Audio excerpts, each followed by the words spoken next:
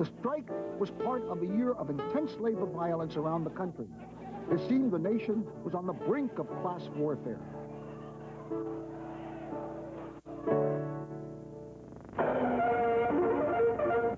The year was one of violent labor troubles and strikes. San Francisco's general strike gripped the city in a death-like clutch. A gasoline shortage stopped almost every wheel in town. Everyone walked or stayed at home. In Minneapolis, a truck driver's strike was climaxed by severe riots and fights between the strikers and the police, with many casualties. While an auto accessory workers' strike in Toledo, state guardsmen had to resort to tear gas, lead, and cold steel to curb the temper of the strikers. Warfare in the streets, civic strife at its worst. Former labor-right Governor Floyd B. Olson had had enough. In a move that pleased neither side, Olson declared martial law and called out the National Guard to restore order. In August, after pressure from Washington, management backed down. The strikers had won. The Citizens Alliance, the group which had kept Minneapolis a non-union town for 3 decades, was forced to admit defeat for the very first time. The truckers' strike had been led by men, tough-looking characters like the Dunn brothers. But women played a key role of support. They staffed the strike headquarters, serving thousands of meals a day. They also were involved in daily picketing, sometimes getting injured in the process. But women would soon play a much more central role in a local labor dispute. The year was 1935, and the strike was called Strutware. Today, across from the Metrodome, there stands an old factory which has been converted into office space. Twins owner Carl Pohlad owns it and rents it out. But the sign over the entrance tells you that this used to be the Strutware Knitting Company. Strutware Knitting was a modern textile plant, one of a number of new knitting companies that formed in Minneapolis in the early years of this century. Employing mostly women, the garment workers here and elsewhere in the city were non-union. In 1935, a group set out to change that. On August 15, 1935, knitters at Strutware, belonging to the American Federation of Hosiery Workers, branch number 38, walked off the job. One of the people trying to organize workers there was Myrtle Harris. The Strutware strike was a biggie. And that was exciting because that was women. And Mr. Strutter, the owner, died sometime before we organized. And he told his wife, don't ever settle with the union. I don't like the union. I don't want it. So she kept on saying no. She wouldn't talk to us. And the whole town was anxious, you know. That was our first big women's organization. And it was exciting. Strutware was a longtime member of the Citizens Alliance, and that group again led opposition to the union. Strutware management tried to keep the plant open, using police to escort replacement workers in and out of the factory. And just as in the trucker strike, there were strong picket lines.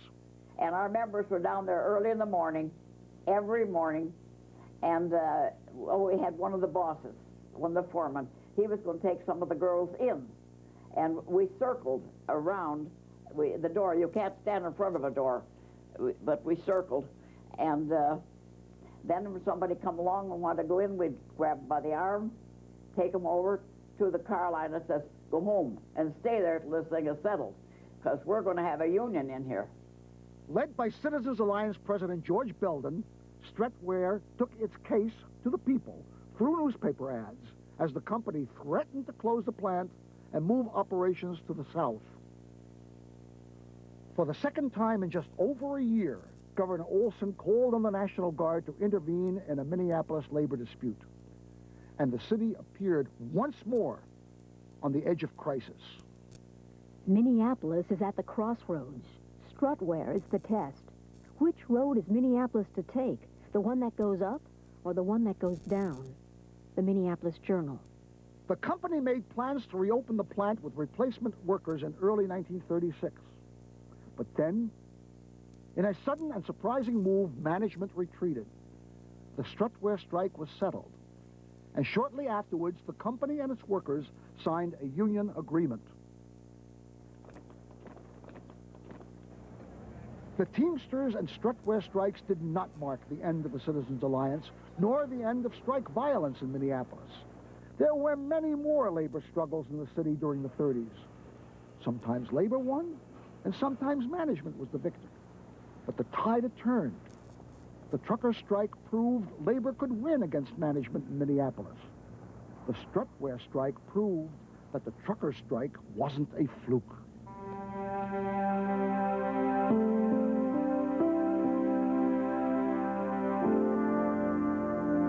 Here on the north side of Minneapolis, on the corner of Oak Park and Oliver, stands the former Mikra Kodesh Synagogue, now occupied by the Disciples Ministry and Evangelical Mission. Pious Jews would be shocked to see the inscription above the Lions of Judah. A few blocks south of here is another synagogue that is now a church, and a few blocks to the east is a third former synagogue. In fact, there are many synagogues in this immediate vicinity. It's not hard to figure out where the majority of Jews lived in Minneapolis during the first few decades of this century. Today, most Minneapolitans think of the North Side as the home of blacks. And it has been for much of this century. But for a good deal of the city's past, the near north was also the main home of the city's Jewish community. Discrimination against blacks was very common. So is prejudice against Jews. You want to get off? All right. Today, there's a park on the north side called North Commons, a place where neighborhood children gather to play. Today, most of these children are African Americans. In the 30s and 40s, North Commons was also a playground. But back then, many of the children were Jewish. And according to police reports, Jews who played there often faced trouble. At approximately 4 p.m., 6 Jewish boys and 1 Gentile boy were playing in North Commons Park when they were attacked by a gang of Gentile boys who knocked several of them down. During the course of this melee, one boy in the crowd, who was thought to be about 9 years old, shouted, "Let's fight out in the street so we can throw the dirty hook noses in the sewer." Detective Ed Ryan.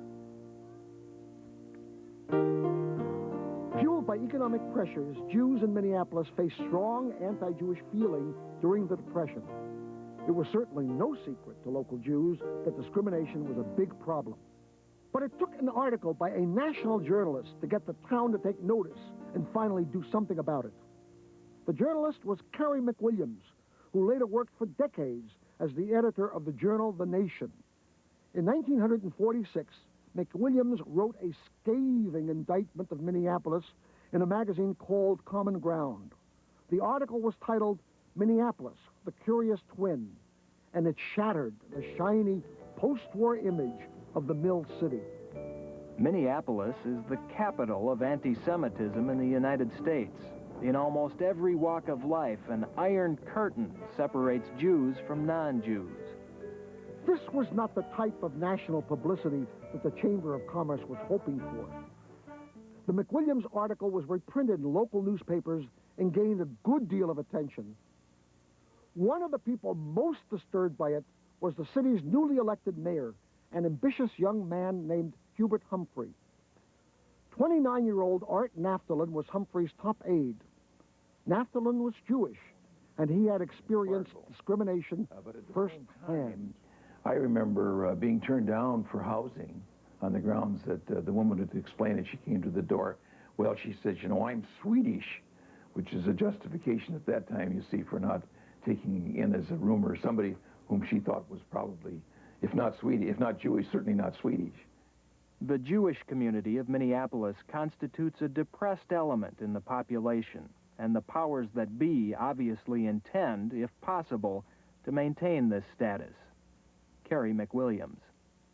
The main line community embraced very strong anti-Jewish feelings. There was just no question about that.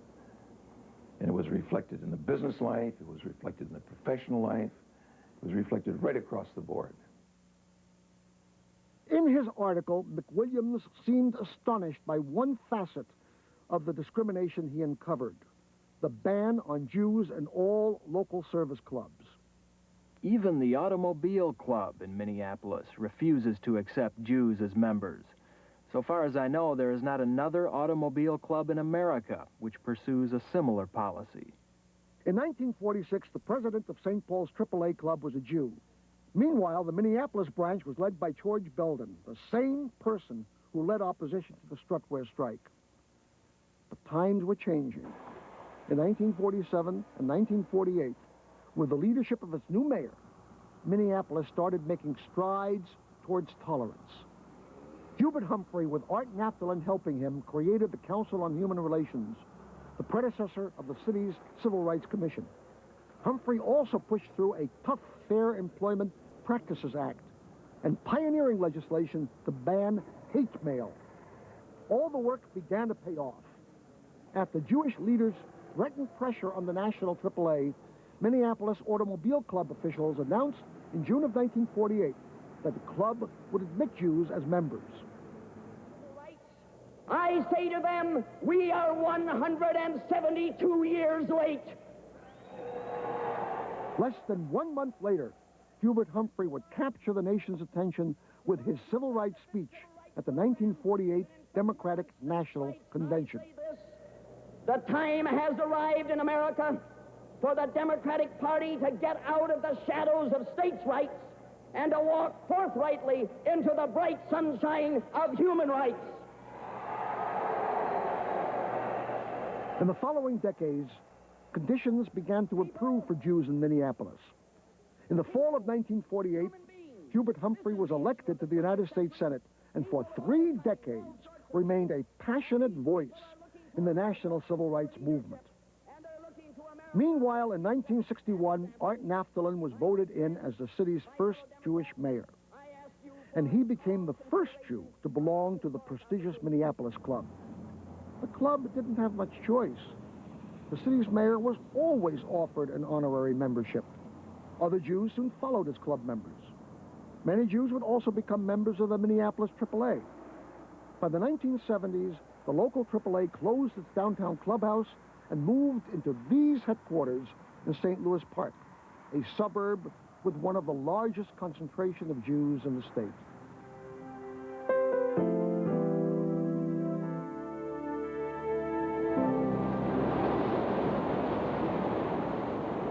At the bottom of every waterfall, there is a rapidly churning, dangerous section of water that is at once both violent and beautiful. Here, in the boiling waters beneath St. Anthony, one sees the turbulence that flows through much of Minneapolis' past. The explosive growth of the young western town, the rough early days of milling with its tragedy and violence, the unseemly rivalry with St. Paul, the struggles of workers, blacks, Native Americans, Jews. And yet, Minneapolis often denies its turbulent past. Today, whenever someone captures an image of the city skyline, it's always done from the west, in the summer, with the sailboat-dotted lakes in the foreground. And yet, the water that best symbolizes Minneapolis is not the placid chain of lakes of which the city boasts. Rather, it's the rough, changing falls of St. Anthony. And to best grasp the city's past is not to look at the Lakes District, but at the old gateway area near the ruins of the old mills on the edge of the once great falls.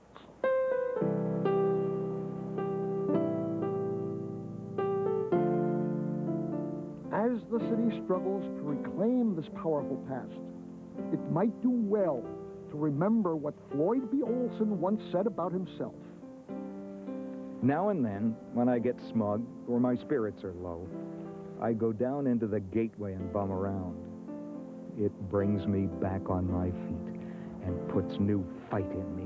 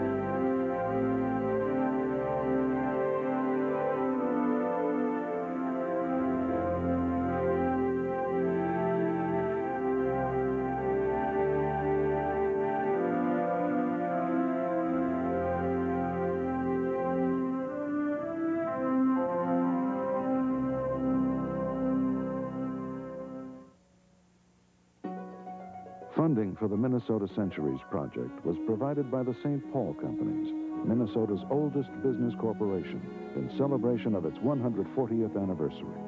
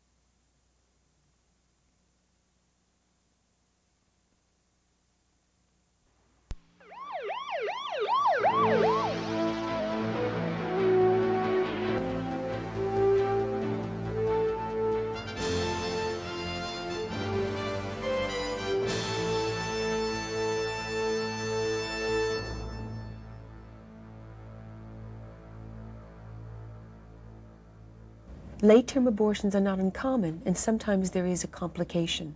The child is born alive. Little Ana Rosa Rodriguez, here about 18 months old, was born one day after a New York abortionist sheared off her right arm during an attempted abortion when Ana Rosa's mother was about 32 weeks, or more than 7 months pregnant. In 1984, the Surgeon General estimated that there were 4,000 third trimester abortions annually when the unborn child can survive outside the womb.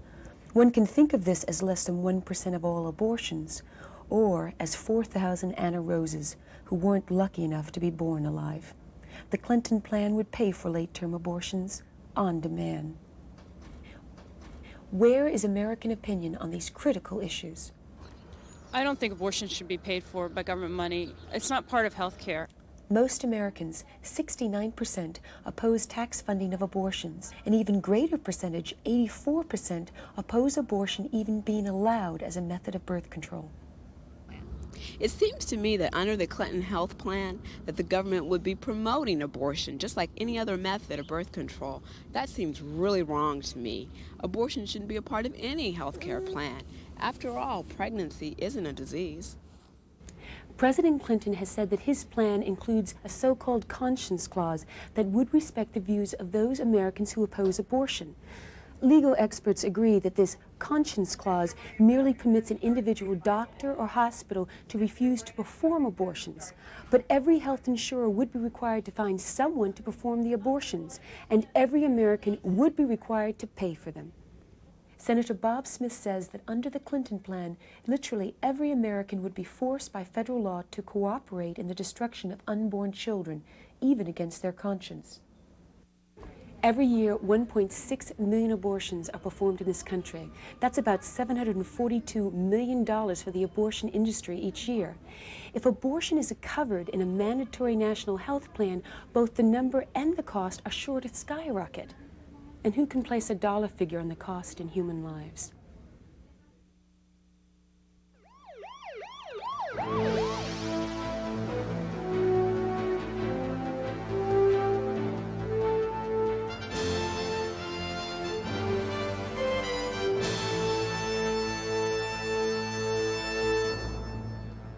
We've seen how the Clinton plan would provide no protection for unborn children. Now let's take a closer look at how the Clinton plan would force rationing and the denial of treatment to many people based on their perceived quality of life, people like Robert Powell. As a disabled person, I enjoy life just as much as anybody else does. You know, I can do things that just about anybody else does. Matter of fact, I can do some things that you can't do. I can park in a handicapped parking space, and you better not. When he was 5 months old, Robert Powell was diagnosed with a tumor in his chest that would leave him paraplegic. Doctors gave him little chance of surviving with a so-called good quality of life, and they didn't want to treat him. His parents found a doctor who would treat him, and he survived. But because the tumor left him with a disability, Robert has faced discrimination from some doctors who don't consider his quality of life high enough to warrant treatment, the kind of treatment that could save his life. First Lady Hillary Clinton, who devised the health care proposal, has confirmed the plan would deny care based on quality of life. Mrs. Clinton told a Senate committee that, quote, people will know they are not being denied treatment for any reason other than it is not appropriate, will not enhance or save the quality of life. I know what I mean by quality of life and what my quality of life is. But under the Clinton plan, they will be judging me by their standards of quality of life. And that frightens me, because if I don't meet up to their standards of what they perceive as a good quality of life, I will be denied treatment that I should get. How would the Clinton plan lead to health care rationing? The plan does not propose open rationing, where who gets treatment and who doesn't is clearly spelled out. Instead, the plan imposes insurance premium caps and strictly limits how far they can rise, at a rate far less than that of healthcare inflation. Experts say that this would inevitably lead to a hidden rationing. It's a little bit as though the government said to everybody, your salary can only rise 2% each year. And it doesn't matter what the inflation rate is. It may be 5%, it may be 10%. Somebody in that situation might not be hurt too badly in the first year or two. But by the time it's 5 or 10 years down the line, you wouldn't be able to buy nearly as much as you can buy now. Under the Clinton plan, premium caps would work the same way, squeezing insurance plans and forcing providers to ration. Each year, there will be less and less money available in real terms for a health plan to provide the same services. So what are they going to do? The managers of these health plans will have to cut back somewhere. And the Clinton plan says the way they can cut back is they can deny treatment that they don't think is appropriate. Senator Phil Gramm, a major player in healthcare policy, has said the Clinton plan means rationing, pure and simple. Society is rapidly abandoning what little value it has placed on the elderly and the handicapped and those who are mentally retarded, not to mention the unborn. Johnny Erickson Tada is an internationally known author, artist, and disability activist. Paralyzed by an accident, over the years she's become a powerful and articulate advocate for the sanctity of human life. I cannot support a healthcare plan run on a state or a federal level that ranks medical conditions according to a quality of life criteria. It shows a definite bias against people with severe disabilities. It shows a bias against people in the last stages of a terminal illness or those who are elderly. The Clinton plan would use quality of life criteria, eventually denying care to those who need it most. And people could not protect themselves or family members because the Clinton plan would make it illegal for people to be sold extra insurance to guard against rationing. The Clinton plan does allow people to purchase supplemental insurance for services not covered in the benefits package, such as dental benefits or nursing home care. But the Clinton plan prohibits, by law, the ability to purchase insurance which duplicates services in the basic coverage, the very treatment that some people will be denied when rationing occurs. So when expensive life-saving care is denied through rationing, people will have no other insurance to cover its cost. They just won't get the treatment. It turns insurance on its head, because the reason people get insurance is because there's something drastic, terribly expensive that they want to guard against. They're going to cut care when people need it most. People won't be denied treatment for a broken leg. Their children will get immunizations. But if something really horrible happens, the sort of thing people buy insurance to protect against, that's when the rationing will kick in. The Lafrada family encountered this quality of life mentality firsthand when their youngest daughter, Teresa, was born prematurely 2 years ago. So the doctor asked me, given what she's been through, very high probability of severe neurological damage, should we reduce the intensity of our efforts to save her? And I said, well, no, I don't, it doesn't matter what you think her condition's going to be, we'd like you to treat her like any other baby in here. It got to the point where the trust was the main thing for me. My feeling was we had to be there all the time with her because, wonder if the doctors didn't do what we wanted, didn't follow our wishes. I felt that somebody had to be there all the time with her to watch out for her. Fortunately, Teresa improved dramatically within days, and the doctors were wrong about Teresa's perceived disabilities. She has no known neurological or physical problems. The Clinton plan would have a dramatic effect on the care given to children born with disabilities. The plan would only cover rehabilitation for those disabled by an illness or injury, not children born with disabilities. Under the Clinton plan, even the care that she was getting may have been terminated because once they made the decision that they thought she had severe neurological damage, they decided that her life wasn't worth saving, and maybe they would have even terminated the care that she was getting. Robert Powell has also faced lifelong discrimination. Recently, doctors were reluctant to give him a simple but life-saving procedure to drain fluid from his lung. I'm sure had I not been disabled that I would have gone in, you know, they would have seen the fluid, drained it, and that would have been the end of the story. But as a disabled person, I had to go through a literal battle to get that treatment. And under the Clinton plan, I'm afraid I won't even be allowed to go to battle for the treatment that would be necessary to save my life. The Clinton plan severely curtails a person's ability to choose a doctor, posing serious problems for those who seek out doctors who respect human life.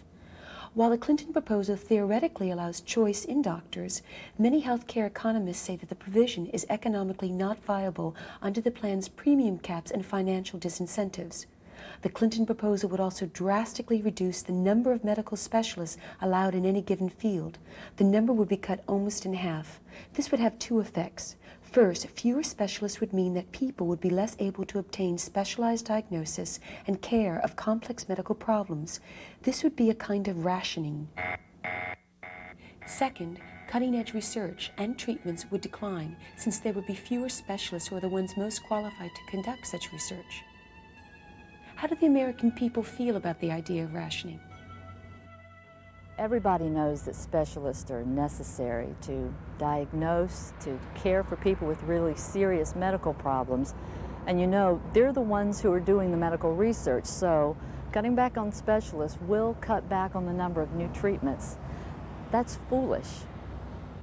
65% of Americans oppose mandatory price controls, which would lead to rationing of life-saving medical treatment.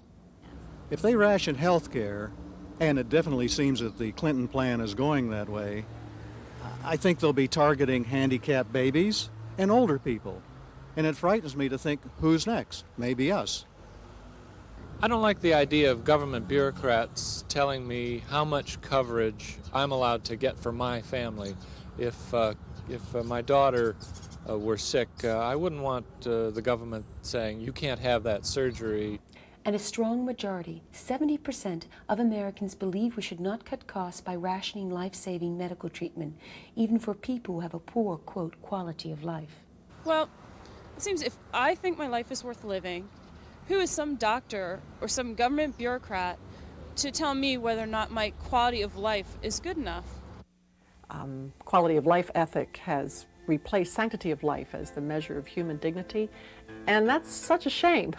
It's a shame for disabled people who don't function physically. It's a shame for elderly people who aren't independent. It's bad news for mentally handicapped people who are not productive. We cannot use the quality of life ethic as a criteria for determining the value of somebody's life. It's a matter of who perceives whose quality of life.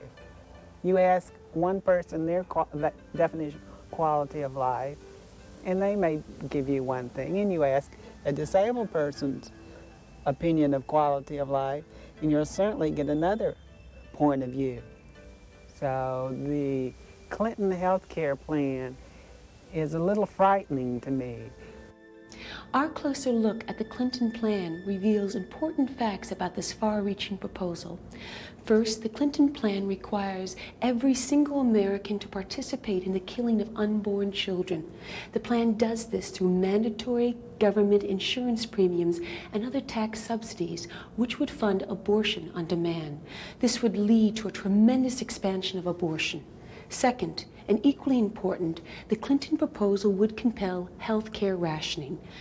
The plan's premium caps would force a slow strangulation in the amount of coverage people could purchase. This would lead to the rationing of life-saving treatment, denying care to those who need it most, such as older people, critically or chronically ill people, and those with disabilities. And it would make it illegal for Americans to be sold supplemental insurance to cover treatment in the benefits package, which is denied by rationing. The Clinton plan would affect every family in America, every woman, every man, and child.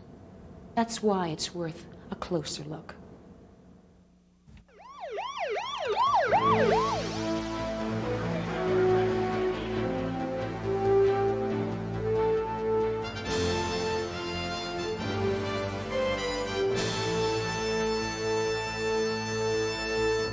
I strongly encourage Americans to write, call their U.S.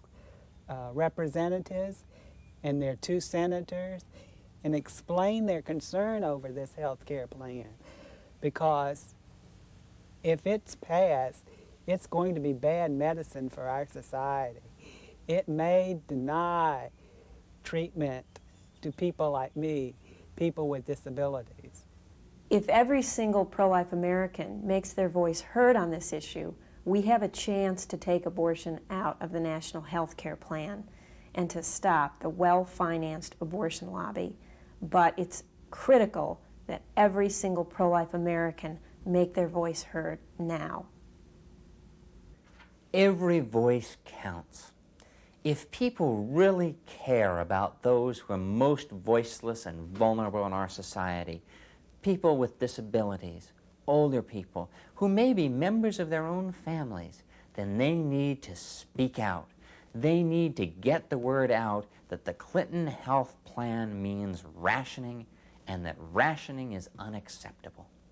I don't think I can overestimate the dangers of the Clinton plan. We in America are at a very serious time, much as when Winston Churchill talked about standing firm in the face of adversity. And he said, "Now we stand alone in the breach and face the worst that the enemy's might and enmity can do. If we succeed, all Europe will be free and civilization may move forward into broad sunlight.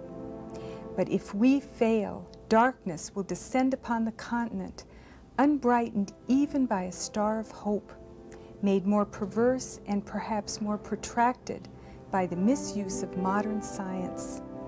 Let us therefore do our best." And that's what I'd like to say to the American people. We must do our very best to stop this dangerous plan now.